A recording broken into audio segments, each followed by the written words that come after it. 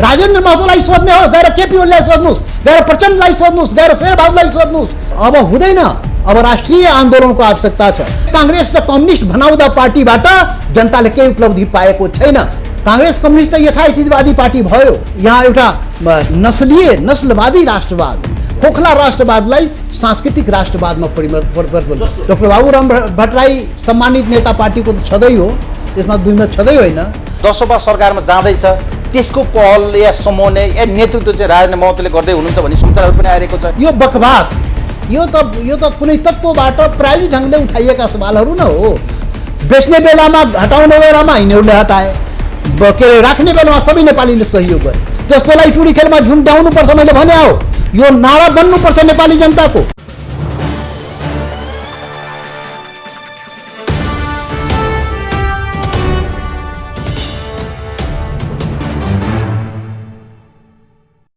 नमस्कार आदरणीय दर्शकवृन्द, कार्यक्रम द टक सोमा यहाँहरूलाई हार्दिक स्वागत गर्न चाहन्छु।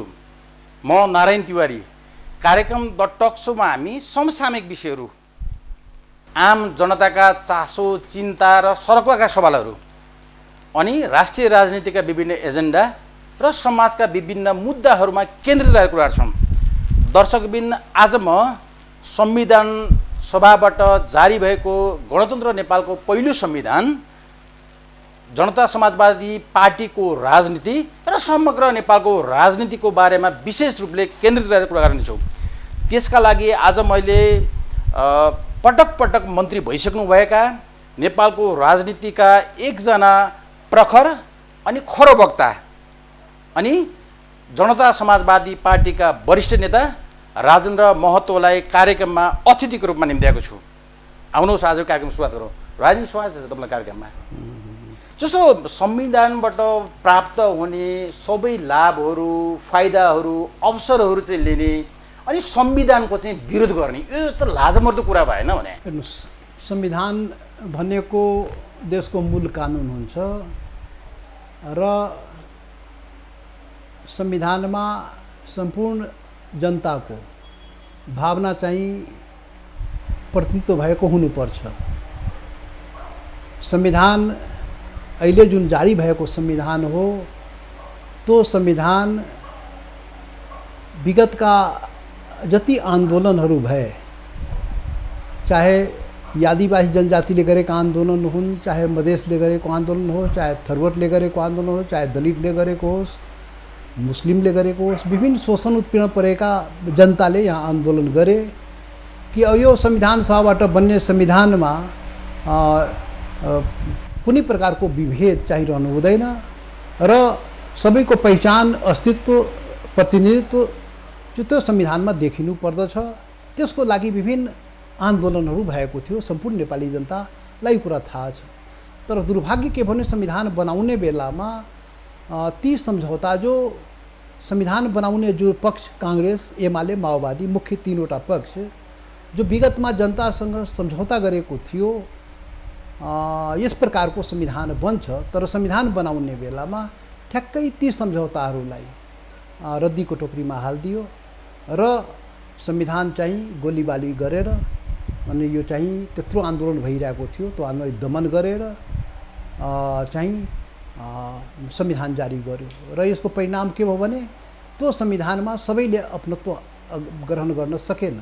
सबैले यो संविधान हाम्रो संविधान हो त्यो अनुभूति गर्न सकेन र बहुसंख्यक जनता, हिमाल पहाड तराई मधेसका, चाहे तो आदिवासी जनजाति हुन्, चाहे मधेसका मधेसी हुन्, चाहे थारू हुन्, चाहे दलित हुन्, लगायतका जनताहरूले त्यो आत्मसात गर्नै सकेन। त्यो संविधानमा अपनत्व नै हासिल गर्न सकेन, आफ्नो अनुहार नै हेर्न सकेन भनेपछि त्यो संविधान अधुरो र अपुरो संविधान हुन गयो। त्यसैले त्यो संविधानको आंशिक रूपमा प्रयोग पनि भएको छ र आंशिक रूपमा विरोध पनि भएको छ। विरोध, सुधार र संशोधनको लागि म यही तपाईको यही प्रश्नको जवाबमा त आधी घण्टा समय जान्छ। थुप्रै जिज्ञासा, त्यो जिज्ञासा नराखे पनि म त्यो पूर्ति गरिदिन्छु तपाईँलाई। 6वटा संविधान यो देशमा यही हिसाबले, यही मानसिकताले, हेर्नुहोस् यो मुलुकमा कति संविधान आयो, यो देशमा 6वटा संविधान गइसक्यो। सर्वोत्कृष्ट संविधान बनाए भनेर यही कांग्रेस र कम्युनिस्टले चाहिँ आफ्नै पीठ थपथपाएको होइन, 47-48 सालको संविधान बनाउँदाखेरि सर्वोच्च फुल स्टपकोमा पनि फेर्नु हुँदैन भन्या होइन, तर पुरै संविधान कोल्याप्स भयो। अहिले एकैछिन म संविधानको कुरा उठेकोले यो कुरा बताउनै पर्छ के। त्यसैले यो देशमा 6वटा संविधान समाप्त भइसकेको, किनभने त्यो संविधानमा आवश्यक संशोधन परिमार्जन समय सापेक्ष गरिएन भने संविधान जाँदो रहेछ। ठिक छ हो। त्यसैले तपाईँले जुन उठाएको सवाल हो, तपाईँले उठाएको सवाल हो पुरैकै पुरै रिजेक्ट नेपाली जनताले कहिले पनि पुरै रिजेक्ट गरेन, त्यसलाई संशोधन सुधारको कुरा गर्यो। तर यहाँ केपी ओली प्रवृत्ति जो औचित्य आवश्यकता कहिले पनि नहेर्ने, 2.5 वर्ष भइसक्यो, 2/3 जनताले समर्थन दिएको, तर सुन्नु न, तर संशोधनको औचित्य आवश्यकता नहेर्ने भनेपछि यो संविधान जनताको खुन पसिना बगाएर आएको संविधान हो। ठिक छ, यसमा म धेरै बहस गरौँ, तपाईँलाई धेरै प्रश्नहरू छन्, धेरै जिज्ञासाहरू छन्। जस्तो मैले जान्न खोजेको कुरा चाहिँ खास गरी जसले संविधानप्रति अपनत्व महसुस गर्नु भएन या संशोधनको आवश्यकता देख्नु भयो, तपाईँहरू जस्ता मान्छेहरू, तपाईँहरू जस्ता दलको नेतृत्व गर्ने मान्छेहरू संविधानको विरोध गरिरहँदाखेरि, तर यही संवैधानिक व्यवस्था अन्तर्गतको लाभहरू लिँदाखेरि, फाइदाहरू अवसरहरू लिइरहँदाखेरि चाहिँ यो दोहोरो मापदण्ड किन? यो तपाईँको आम मानिसको प्रश्न। नै, यो सोच्नु मानसिक दिवालियापन हो। यो सोच्नुको मतलब पुरै संविधानलाई रिजेक्ट गर्ने जस्ता कुरा गर्नु हो के। यो संविधानलाई पूर्ण रूपले रिजेक्ट गरिएको होइन, यो संविधानमा संशोधन सुधारको आवश्यकता भनिएका हो। हामी विभिन्न धारा उपधाराहरूमा भाषा, संस्कृति, वेशभूषा, नागरिकता, प्रतिनिधित्व, राष्ट्रिय सभा, विभिन्न धारा उपधारामा हामी संशोधनको कुरा सुरुदेखि गरे हो।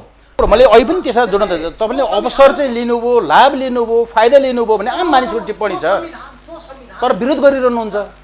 विरोध गलत कुराको विरोध गरिएन भने त संविधान टिक्दैन नि। यही मानसिकता, यही नस्लवादी चिन्तन र सोचको कारणले यो देशमा संविधान टिकिरहेको छैन। संविधान अमेरिकामा 200 वर्षदेखि संविधान चल्यो, भारतमा 65 वर्षदेखि संविधान छ, त्यो संविधान चलिरहेको छ। यहाँ 70 वर्षमा 7वटा संविधान आयो। यही मानसिकताले संविधान जुन हो त्यो संविधानको गलत प्रावधानको विरोध गर्दाखेरि त्यसलाई संशोधन गर्नु, त्यसलाई किन त्यसको भित्र बसेर विरोध गर्या हो? त्यो चाहिँ एउटा सिस्टममा बसेर लोकतान्त्रिक पद्धतिको आधारमा विरोध गर्या हो। त्यसैले यो मानसिकता भनेको संविधान फेर्ने, व्यवस्था फेर्ने, तर व्यवहार र विचार चाहिँ नफेर्ने। यस नफेरेको कारणले यस्ता प्रश्न चाहिँ उठाउन चाहिँ त्यो चाहिँ काम भइरहेको छ। संविधानले टिकाउन सक्छ। राजजी जस्तो धेरै मानिसहरूले, मैले यो आम मानिसहरूको प्रश्न गर्दैछु, किनभने मैले मान्छेहरूलाई थुप्रै मानिसहरूसँग भेट्छु।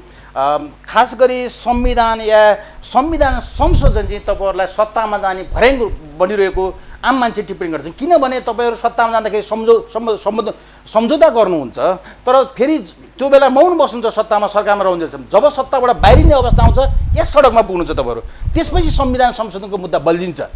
यो यसबाट बाहिर निस्किनुहोस् के, यसबाट बाहिर निस्किनुहोस्। संविधान संशोधनका सवाल सरकारमा गएर पनि उठाउने हो, सरकारभन्दा बाहिर भए पनि उठाउने हो। संविधान संशोधन प्रतिपक्षले वा जसलाई चित बुझेको छ त्यसले विभिन्न प्लेटफर्ममा उठाउने, सडकबाट, सदनबाट उठाउने हो। 2/3 संविधान संशोधनलाई 2/3 जनमत चाहिन्छ। संसदमा 2/3 बहुमत उठाउने पक्षको छैन, त्यो सरकारमा गएर पनि उठाउने नै हो नि त, या सडकबाट उठाउने नै हो। यो संविधानमा हामीले पटक पटक उठाएकै हो नि त, संसदमा पनि उठाएको। र तपाईँ के अरे उसको समाजवादी पार्टीको कुरा गर्नुभयो भने समाजवादी पार्टीसँग पनि 2 बुँदे सम्झौता गरेर त्यो सरकारमा गएको थियो। त्यसको बारेमा त तत्कालीन पार्टीले बताउला। तर मैले बुझेसम्म यो सरकारले, केपी ओलीको सरकारले यो संशोधन हुन्छ, औचित्य आवश्यकताको आधारमा संशोधन हुन्छ भनेर सकारेर सरकारमा लगाए होइन। हामीले त भनेको थियो धोका हुन्छ नजानुस् भनेकै थियो, तर होइन गर्छ भनेर उहाँलाई विश्वास लागेको थियो। आखिर धोका त भयो। धोका भएपछि त सत्तामा जानुहुन्छ तपाईँहरू। बिल्कुल 7 वर्ष भइसक्यो। 7 वर्ष जनता समाजवादी पार्टी जुन एकीकृत भएको छ, 7 वर्ष भइसक्यो। यही मानसिकताले गर्दाखेरि सत्तामा जानु हुँदैन पहिले पनि भनेको थिएँ, तर समाजवादीको टेस्ट पनि भयो नि त। जस्तो रायनजी, मैले एउटा गम्भीर तपाईँलाई सुन्न खोजेको कुरा चाहिँ जसरी तपाईँहरूको आक्रोश देशका शासक, देशका मूलधारका राजनीतिक दलहरूप्रति छ, त्यस्तै आक्रोश चाहिँ तपाईँहरू जस्ता नेताहरू, खास गरी हिजोका मधेस केन्द्रित दलहरू, नेताहरूप्रति तपाईँहरूका तराई या मधेस केन्द्रीय जनताहरूको तपाईँहरूप्रति नै आक्रोश छ नि त। तपाईँहरू के गर्न सक्नु भएन नि। बिल्कुल बिल्कुल सही कुरा भन्नुभयो। किनभने उपलब्धि हासिल भइरहेको छैन। यो हिसाबले हुँदैन। अझ आउनु पर्यो, कराईका साथ आउनु पर्यो। अब मधेस आन्दोलनले मात्रै हुँदैन, थरवट आन्दोलन छुट्टै गरेर हुँदैन, जनजाति आन्दोलन छुट्टै गरेर हुँदैन। अब गोलबन्द हुनु पर्यो। अब यो जुन एकल राष्ट्रिय राज्यको जुन सञ्चालन हो, निर्जातीय अहङ्कारबाट सञ्चालित जुन शासन र सत्ता हो, त्यसबाट छुट्टाछुट्टी बसेर लड्न सकिन्न। अहिलेसम्मको सङ्घर्ष भनेको छुट्टाछुट्टी सङ्घर्ष गरिएको हो। मधेस छुट्टै लड्यो, पहाडका आदिवासी जनजाति छुट्टै लड्यो, थरगढ छुट्टै लड्यो, दलित छुट्टै अब हुँदैन। अब राष्ट्रिय आन्दोलनको आवश्यकता छ, राष्ट्रिय मुक्ति आन्दोलनको आवश्यकता छ। त्यसको लागि हामी सबै गोलबन्द हुनुपर्छ। हिमाल, पहाड, तराई, मधेस सबै गोलबन्द हुनुपर्छ र राष्ट्रिय मुक्ति आन्दोलनको कल्पना गर्नुपर्छ। हिजोको भन्दा मधेस विद्रोह या जनयुद्ध जनविद्रोह भन्दा पनि ठुलो सशक्त विद्रोह हुँदैछ। नो सरी, नो सशस्त्र विद्रोह, बिल्कुल ठुलो सशस्त्र विद्रोह हुँदैन। होइन, मैले जनयुद्ध या मधेस विद्रोह भन्दा पनि बिल्कुल त्यो किनभने परिवर्तनको लागि हो। यो 270 वर्षको राज्य सत्ताको चिन्तन र सोचलाई बदलिने आन्दोलन हो। किनभने जनता हेरिसके नि। यो बहुदलीय कालमा पनि काङ्ग्रेस र कम्युनिजम भनौँ या क्यापिटलिस्ट भनौँ, यो देशमा काङ्ग्रेस कम्युनिस्ट मुख्य पार्टी न हो। यिनीहरूलाई जनताले कतिचोटि परीक्षण गरे। राष्ट्रवादको मामलामा, राष्ट्रियताको मामलामा, जनजीविकाको मामलामा, तपाईँको समृद्धिको मामलामा, सुशासनको मामलामा, कुनै पनि मामलामा चाहिँ नेपाली जनता चाहिँ सन्तुष्ट हुन सकेन। यो एकैछिन बिचमा इन्टरप्ट नगर्नुहोस्। कुनै पनि मामलामा काङ्ग्रेस र कम्युनिस्ट पटक सरकार र सत्तामा गएर नेतृत्वदायी भूमिका निर्वाह गरेर जनता सदिच्छा अनुसार पुरा हुन सकेन। आम जनताको पनि, चाहे तो मधेसी, दलित, जनजाति, बाहुन, क्षेत्री सबैको मैले कुरा गरेको, पुरै देशको कुरा गरेको। मलाई अङ्गुला गनाउनुहोस् कुन जनता यहाँ सन्तुष्ट भएको छ। 2/3 मत चाहिँ माग्यो, कम्युनिस्टले माग्यो, केपी ओलीजीले माग्यो। स्थिरता चाहियो, विकास गर्छु। एक मिनट चाहियो। जनताले उदारता साथ दियो पनि, तर ढाकको 3 पात के पाए जनताले? एकैछिन इन्टरप्ट नगर्नुहोस्। नो पुरै कुरा सुन्नुहोस्। यो चाहिँ एउटा त्यो नगरौँ के बेचारी। त्यसैले जनता निराश भएको छ। जनता यो काङ्ग्रेस र कम्युनिस्ट भनाउँदा पार्टीबाट जनताले केही उपलब्धि पाएको छैन। वास्तवमा भन्यो भने दुनियाँमै जुन डिग्निटीको सवाल हो, आत्मगौरवको सवाल हो, नेपाली जनताले खोजिरहेको छ। समानता, स्वतन्त्रता, आत्मगौरवको जुन सवाल फ्रान्सको राज्य क्रान्तिबाट स्वीकृत सिद्धान्त हो, त्यसमा चाहिँ आत्मगौरवको जुन सवाल हो, त्यो नेपालीलाई पनि चाहियो। उसको नेपालीको राष्ट्रियता चाहियो। खोखला राष्ट्रवादले काम लागेन, नस्लीय राष्ट्रवादले काम लागेन। यो देश बेच्ने कामले चाहिँ राष्ट्रियता बलियो हुँदैन। त्यसैले नेपाली जनता त राष्ट्रियताको मामला पनि प्रश्न चाहिँ भएको सुन्न। त्यसैले कुनै पनि मामलामा नेपाली जनता सन्तुष्ट भइरहेको छैन। यो अवस्थामा नेपाली जनता परिवर्तन खोजेको, नेपाली जनता विकल्प खोजेको र त्यसको लागि हामी काम गर्नुपर्छ। नेपाली जनताको भावना यो देशमा अधिकार, पहिचान, सुशासन र समृद्धिको लागि हामीले नयाँ ढङ्गबाट काम गर्नुपर्छ। जस्तो मैले आधुनिक नेपालको इतिहासमा 6 वटा, यो 7औं संविधान जारी भएको छ। संविधान सर्वोत्कृष्ट मान्दै पनि, हुँदै पनि, मानिँदै पनि संविधान चाहिँ कार्यान्वयन हुन नसक्नुमा संविधान गलत भएर हो कि या त्यसको कार्यान्वयन गर्ने पात्र गलत भयो? र आगामी यो जुन गणतान्त्रिक नेपालको संविधान छ, यसको दीर्घायु बारेमा तपाईँको प्रक्षेपण के छ? कस्तो छ भने, जसको निर्माण नै गलत हिसाबले हुन्छ, निर्माण गर्दाखेरि कन्जर्भेटिभ सोचले, एकल राष्ट्रिय चिन्तन, एकल चिन्तनबाट, एकल के भन्छ भने निर्जातीय अहङ्कारबाट जुन संविधानको निर्माण हुन्छ, त्यो सबैको संविधान बन्नै सक्दैन। पुनर्लेखन गर्ने त्यसैले नेपालमा बनेको संविधान कुनै पनि संविधान सम्पूर्ण नेपालीको लागि बनाइदिएन के। मैले अघि नै भने, यो देशमा संविधान पटक फेरियो, व्यवस्था पटक फेरियो। के बाँकी छ भन्नुहोस् न? राणा शासन गयो, पञ्चायत व्यवस्था गयो, बहुदलीय व्यवस्था गयो, राजतन्त्र गयो, गणतन्त्र, कति व्यवस्था फेरियो। यो गणतन्त्र भन्दा कुन व्यवस्था राम्रो? र संविधान पनि लाग्ला नि त, तपाईहरु पनि मेजर पात्रहरु के नेपालको राजनीतिको। यति के भन्छ यो व्यवस्था फेरियो, संविधान 6वटा फेरिसक्यो, यो 7औं संविधान, यो 7औं गणतन्त्र सङ्घीय लोकतान्त्रिक गणतन्त्र नेपालको संविधान बनाउँदा पनि कसरी बनायो त तपाईँलाई थाहा छैन।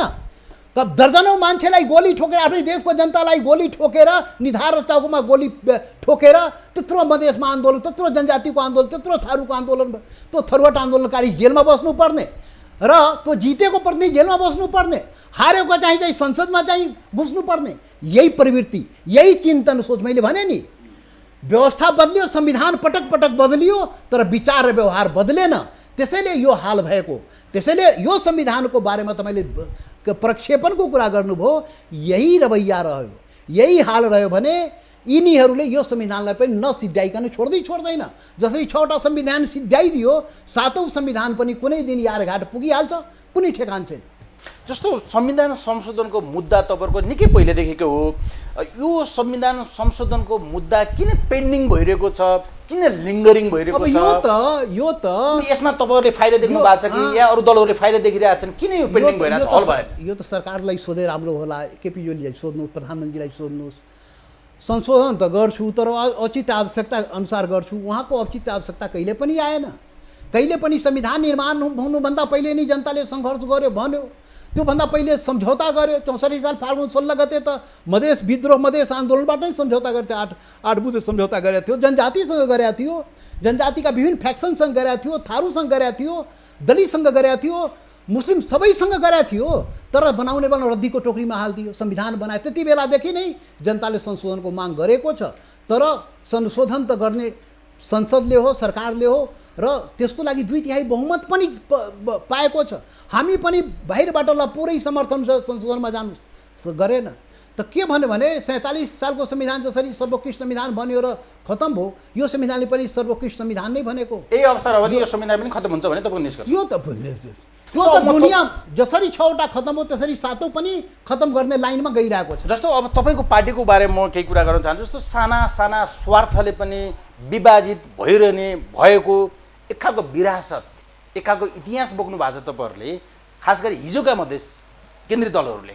अब अहिले जनता समाजवादी पार्टी बनिसकेपछि यसको दीर्घायु, किनभने हिजोकै पात्रहरू निर्णायक ठाउँमा हुनुहुन्छ, यसको दीर्घायु हुने, यसले राष्ट्रिय सोच बोक्ने, ठुलो छाती गर्ने, राष्ट्रिय मुद्दा बोक्ने आधार के छ? यो राष्ट्रिय दल बनिसक्ने आधार र एकता दीर्घकालीन जान सक्ने आधार के छ? धेरै राम्रो प्रश्न गर्नुभयो, धेरै धन्यवाद तपाईँलाई। यो सबै विभिन्न कालखण्डमा तपाईँले भने जस्तै विभिन्न कारणले यो अधिकारवादी पहिचानवादी पार्टीहरू सङ्गठनहरू विभिन्न कारणले टुटफुट भएको र विभिन्न त्यो ठुला बडा काङ्ग्रेस एमाले माओवादी पार्टीमा पनि परिवर्तनकारी के अरे भन्छ पहिचानवादी अधिकारवादी सुशासन समृद्धि चाहने के अरे परिवर्तनकारीहरू त्यो पार्टीमा पनि थियो। तर के भयो भने अहिलेको यो कालखण्डमा चाहिँ काङ्ग्रेस कम्युनिस्ट बाहेक, काङ्ग्रेस कम्युनिस्ट त यथास्थितिवादी पार्टी भयो, त्यसले जनताको समस्या समाधान गर्न सकेन, परिवर्तनलाई आत्मसात गर्न सकेन, अधिकार पहिचान सुशासन समृद्धितर्फ जान सकेन। यो अवस्थामा त्यो चाहने सबै पक्ष काङ्ग्रेस कम्युनिस्ट बाहेक जति नेपालमा जति ताकत शक्ति छ सबै एकजुट भएको छ, एकीकृत भएको छ। यो खास प्रयोजनको लागि जनता समाजवादी पार्टीको निर्माण भएको छ। नेपाली जनताको चाहनालाई सम्बोधन गर्नलाई त्यो अगाडि बढेको छ। यो त्यसको लागि सम्बोधन गर्नलाई हिमाल पहाड तराईमध्ये सम्पूर्ण के अरे देशका पहिचानवादी अधिकारवादी सुशासन र समृद्धि चाहने एकजुट हुने प्रक्रिया सुरु भएको छ र काङ्ग्रेस कम्युनिस्ट बाहेक सबै पार्टी अहिले एक भएको छ र यो जति विगतमा विखण्डनतर्फ गएको थियो, टुटफुटमा गएको थियो, अहिले एकताबद्ध भएको छ र सम्पूर्ण देशलाई जोड्ने काम भएको छ। जहाँ पहाडका आदिवासी जनजाति पनि छन्, खसवादी बाहुन क्षेत्री पनि छन्, मधेसका मधेसी पनि छन्, थारू पनि छन्, मुस्लिम पनि छन्, दलित पनि छन्, पुरै देशका सबै तबकाका समूहका के अरे भने राष्ट्रियताका व्यक्तिहरू छन् र त्यसलाई हामी अझ परिवर्तन चाहने अझ थुप्रो एउटा जमात छ। यी पार्टीहरू भित्र पनि लट्किरहेको छ, घरमा बसिरहेको छ, उहाँहरू समेतलाई बोल बन्द गर्नुपर्छ र विकल्प जुन नेपाली जनताले खोजेको हो त्यो वैकल्पिक शक्ति निर्माण गर्नुपर्छ र शक्ति निर्माण गरेर बल्ल चाहिँ त्यो चाहिँ बहुराष्ट्रिय राज्यको जुन कल्पना हो, 126 राष्ट्रियताहरू नेपालमा बसेपछि राष्ट्रियता नेपाल राष्ट्र बनेको एकैछिन है। र यहाँ यहाँ एउटा नस्लीय नस्लवादी राष्ट्रवाद खोखला राष्ट्रवादलाई सांस्कृतिक राष्ट्रवादमा परिवर्तन सम्पूर्ण नेपाली जनताको संस्कृतिलाई सम्पूर्ण नेपाली जनताको भावनालाई नेपाल र नेपाली भनेको सबै हो के सबै मिलाएपछि नेपाल बन्ने हो सम्पूर्ण हिमाल पहाड तराई मधेसका सबै तबका सबै वर्ग समुदाय जात जाति सबै मिलेपछि एउटा राष्ट्रियताको निर्माण जसपा फुट्दैन एकता भएर सवाल यो त त्यसको त्यो मिसनको लागि ल आयो अर्को प्रश्न जस्तो डाक्टर बाबुराम भट्टराईको जसपामा जनता समाजवादी पार्टीमा डाक्टर बाबुराम भट्टराईको स्थानको बारेमा भूमिकाको बारेमा आम चासो छ डाक्टर बाबुराम भट्टराईको स्थान कहाँ हो किन अहिलेसम्म पनि उहाँको व्यवस्थापन भएन अलिकति आम चासोले भनिदिनुहोस् न तपाईँ डाक्टर बाबुराम भट्टराई यो मुलुकमा आजको दिन पार्टी दर्ता गराउने के अरे दिनमा डाक्टर बाबुराम भट्टराई सम्मानित नेता पार्टीको त छँदै हो यसमा दुईमा छँदै होइन र उहाँ प्रधानमन्त्री भएकोले उहाँको स्थान कसैले खोज्छ भने अब त्यो सोचको अगाडि दिया देखाउनु जस्तै हो उहाँको त राष्ट्रिय अन्तर्राष्ट्रिय जगतमा व्यक्तित्व स्थापित भइसकेको व्यक्तित्व उहाँ पार्टीको कुनै पद उहाँको अगाडि सानो हो पहिलो कुरा दोस्रो कुरा यो देशको जुन चिन्तन सोच हो मानसिक दिवालियापन हो त्यसलाई बदल्न खोज्या हो त्यो दर्ता गराउने बेलामा के अरे भन्छ यो उहाँ जुन आफ्नो त्यो अवस्था दर्ता गराउनलाई उहाँ जुन वरिष्ठ नेताको रूपमा अब के हुन्छ बताइदिनुहोस् वरिष्ठ नेताको रूपमा सुन्नुहोस् न यो सबैलाई दिएको सबक दिएको यहाँ नस्लवादी चिन्तन र सोच बोकेका कहिले पनि जनजातिलाई टाउकोमा राखेर कसले सम्मान गर्यो कहिले पनि मधेसलाई सम्मान गर्यो दलितलाई सम्मान गर्यो त्यो डाक्टर बाबुराम भट्टराईले दर्ता गराउनु बेला त्यो देखाए प्रमाण देखाए हेर यसरी सम्मान गर्नुपर्छ यसरी चाहिँ सम्मान र पहिचान दिनुपर्छ डाक्टर साहबको लागि कुनै प्रब्लम छैन डाक्टर साहब त सङ्घीय परिषदको अध्यक्ष हुनुहुन्थ्यो अहिले पनि उहाँको लागि त्यो ठाउँ खुलै छ र त्यो उहाँको एक नम्बरमै हो पर्यटनमा उहाँ त्यसै पनि उहाँको लागि त तपाईँ ठाउँ खोज्नै पर्दैन नि प्रश्न बताए आम चासोलाई कुरा आम चासो त उहाँ सङ्घीय परिषदको अध्यक्ष भने पार्टीको विधानमा एक नम्बर नै हो नि त अर्को प्रश्न जस्तो तपाईँहरूले यो सबै उहाँमाथि निर्भर गर्छ कुन पोजिसनमा बस्ने हो उहाँ एक नम्बरमा बसे पनि हुन्छ जुन नम्बर उहाँको लागि कुनै नम्बर चाहिँ चेकबार छैन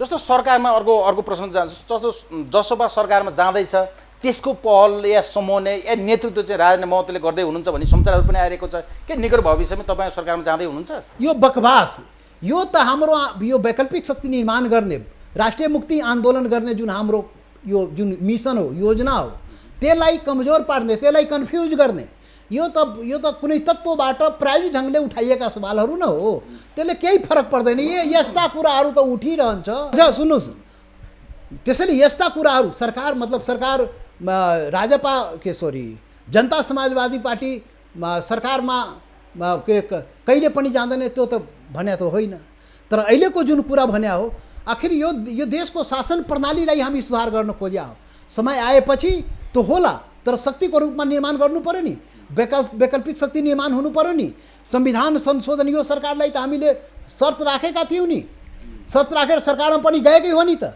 खोइ त गरे त त्यसैले यो कन्फ्युजन गर्ने यस्ता वाहियात कुराहरूतर्फ कसै नलागौँ यो वैकल्पिक शक्ति निर्माणमा हामी लाग्नुपर्छ र त्यसको लागि राष्ट्रिय मुक्ति आन्दोलनको तयारी गर्नुपर्छ जस्तो हिजो हामी राज संस्थालाई देखाउँ प्रजातन्त्र आयो लोकतन्त्र आयो त्यसले नै पुग्ने गणतन्त्र आयो फेरि अस्थिरतालाई दोष देखायौँ यो प्रश्न मैले बारम्बार धेरै नेताहरूलाई सोध्दछु अस्थिरतालाई दोष देखायौँ त्यसले जनतासँग बहुमतको लागि अपिल भयो बहुमत दिए तर अहिले सरकारको कामहरू जनअपेक्षा अनुसार छैन तपाईँ नेपालको सन्दर्भमा एउटा वैचारिक प्रश्न किन सरकारहरू सफल हुन सक्दैनन् किन स्थायीतिर स्थिरतातिर समृद्धितिर विकासतिर नेपाल फड्को मार्न सक्दैन किन सधैँ एउटा खालको अस्थिरता जस्तो एकदम देश फसेको के छ नेपालको राजनीतिको यो दोष के हो यो सम्पूर्ण नेपाली जनताको प्रश्न हो जिज्ञासा हो चिन्ता हो सरकारको विषय हो यो प्रश्न यो तपाईँको मात्रै होइन सम्पूर्ण नेपाली जनताको प्रश्न हो यसको जवाब यी शासक वर्गहरूले दिन सकेन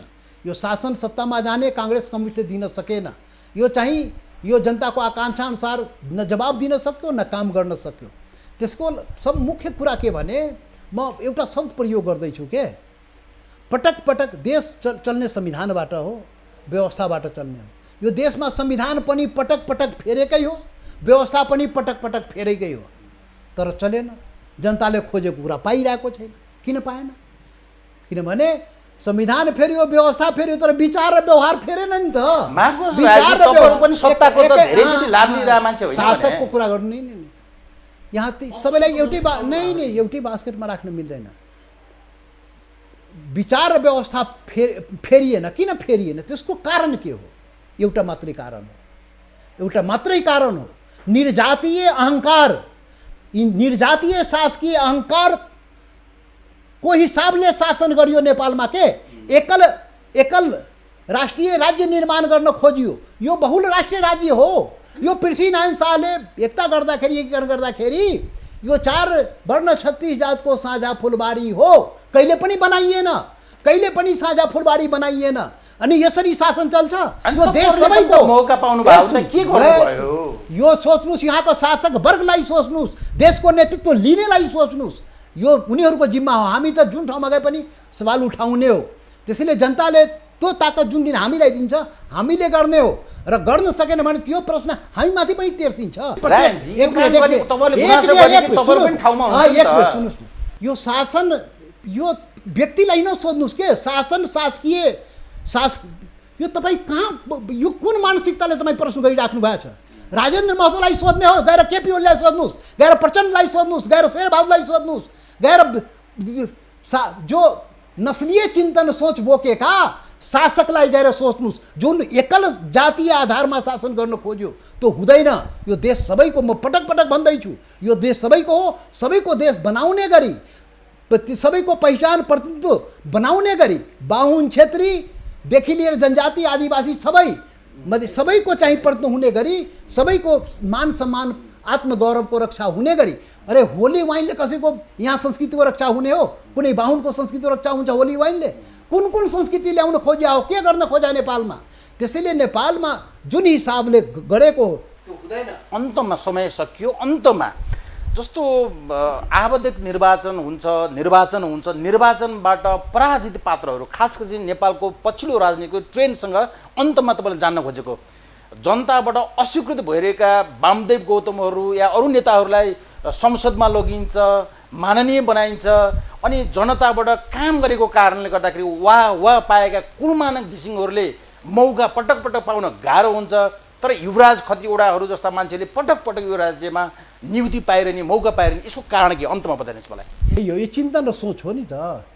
आफ्नै देशको नागरिकलाई एउटालाई अयोग्य भन्ने, कुलमानक घिसिङ अयोग्य भयो देशमा, मधेसीहरू विदेशी भए, जनजातिहरू के भन्छ यो के भन्छ नि, यो असभ्य भए, दलितहरू त पुरै नगर्नुहोस्, कुटी मारिदिनुपर्छ। यस्तो व्यवहार हो। त्यसैले यो चरित्र हो के, चिन्तन व्यवहार त्यस्तै हो, त्यसैको प्रतिफल हो। अब यो धेरै त के शब्द प्रयोग गरौँ म? त्यसैले पटक जनताबाट निर्वाचित हो जनजाति, अब के अरे थारूको छोरा चाहिँ रेशम चौधरी जेलमा, र चुनाव हार्ने तपाईँ भने जस्तै चाहिँ संसदभित्र वा के भन्छ नि निर्वाचित नभएको चाहिँ ठाउँमा पुर्याउने, यो यही त भइरहेको छ यो देशमा। त्यसैले यो त आश्चर्य किन मान्नुहुन्छ? चिन्तन र सोचै त्यस्तै हो, त्यही हुन्छ, त्यही नै हुने हो। त्यसैले चिन्तन र सोच व्यवहार नबदलेसम्म नेपालको समृद्धि प्रगति हुन सक्दैन। प्रकृतिले सब थोक नेपाललाई दियो, तर दुर्भाग्य हो त्यसको दोहन भएन। किनभने सुशासन र समृद्धि नेपालले जान्न खोजेको समयको एकदम अन्तमा, जस्तो सरकारले अतिक्रमित भूभागलाई समेटेर नक्सा जारी गर्यो, तर यही सरकारले त्यो अतिक्रमित भूभाग चाहिँ व्यवहारिक हिसाबले नै प्राप्त गर्न सक्ला? यो सरकारसँग त्यो तागत होला कि नहोला? यो सरकारसँग इच्छा शक्ति छ कि छैन? र अहिले कहाँ पुगिएको छ, के देख्नुहुन्छ अन्तमा समझ? म त्यो दिन संसदमा यो कुरा भनेको थिएँ, जनताले हेर्नुहोस् है प्रधानमन्त्रीजी, यो राष्ट्रिय सवाल हो, भूमिको सवाल हो, राष्ट्रियताको सवाल हो। सबै आफ्नो के अरे असन्तुष्टिलाई थाती राखेर सम्पूर्ण देशले, सबै पार्टीले, सबैले यसमा एक मत भएर आफ्नो राष्ट्रियता जोगाएको हो। तर त्यो अनुसार तपाईँ काम गर्ने हो कि होइन? कसैले भन्छ कुर्सी जोगाउनलाई पो यो गरे हो। यो चाहिँ भूमि फिर्ता चाहियो, नेपाली जनतालाई भूमि चाहियो। त्यो भूमि फिर्ता गर्ने काम गर्नुहोस्, त्यसको लागि परिस्थिति बनाउनुहोस्। खोइ त अहिले के छ अन्त? खोइ त त्यही त सोध्नुहोस् न, ल्याउनु न सरकारलाई, केपी ओलीलाई त जनतालाई कहिलेसम्म यो देश बेच्ने पनि काम उनीहरूले नि गर्यो, महाकाली सन्धि पनि तिनीहरूले गर्यो, नक्साबाट हटाउने काम तिनीहरूले गर्यो, नक्सामा राख्ने प्रस्ताव आयो सम्पूर्ण नेपाली जनता त्यसमा बेच्ने बेलामा हटाउने बेलामा यिनीहरूले हटाए, के अरे राख्ने बेलामा सबै नेपालीले सहयोग गरे। त गरेपछि ल्याउनु पर्दैन र इच्छा शक्ति छैन त्यो त के हो त्यो त मतलब जनतालाई यो सरकार असफल चौतर्फी असफल भइरहेकोलाई ढाकछोप गर्नलाई ल्याएको भनेर जनताले भनिरहेको छ। हुन्छ, कार्यक्रममा समय दिनुभयो, महत्त्वपूर्ण विचार राखिदिनु भयो, तपाईँलाई धेरै धेरै धन्यवाद छ। आदरणीय दर्शकवृन्द, आजको कार्यक्रम यहीँ सकिन्छ। कार्यक्रम हेरेर साथ दिनुभएकोमा तपाईँहरूलाई पनि धेरै धेरै धन्यवाद। कार्यक्रमबाट म प्रस्तुता नारायण तिवारी पनि बिदा चाहन्छु। नमस्कार।